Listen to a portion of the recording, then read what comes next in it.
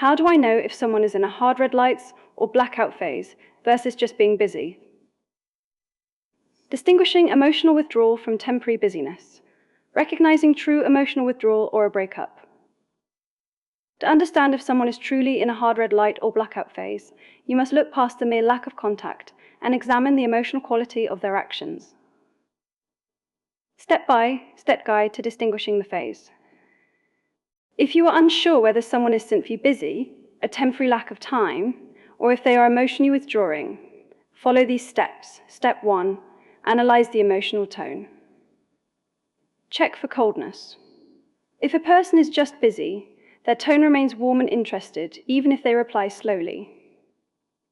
If they are in a hard red light, you will feel a sense of emotional coldness or a lack of warmth in their words.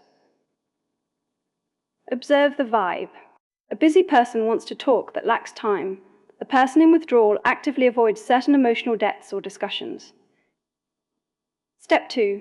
Look for declarative statements, the blackout test. Listen for breakup language.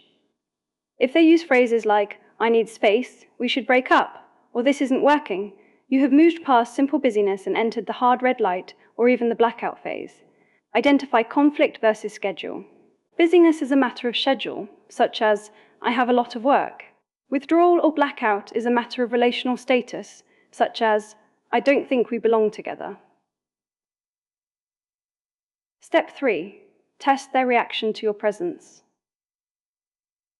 The space test. If you give them space and they move toward you, they were likely just busy or in a soft red light. The pressure test.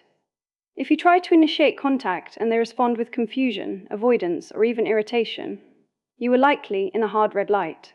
If they respond by being polite but brief or distant, you may be entering the blackout phase. The biggest mistake. The biggest mistake people make is chasing when they should be giving space. When someone is in a hard red light or blackout phase, your instinct is to increase your effort, such as sending more messages or asking more questions to fix the distance. However, this actually increases the pressure and pushes them further away. In these phases, silence and dignity are your strongest tools, not constant pursuit. Personal advice for navigating uncertainty. Personal advice: do not confuse a lack of availability with a lack of interest. A person who is busy still values the connection. A person who is withdrawing is actively re-evaluating or losing the connection. The simple rule: if they are busy, they will make time. If they are in a hard red light, they will request space. One key truth: you cannot force someone to feel an emotion that isn't there by being more present.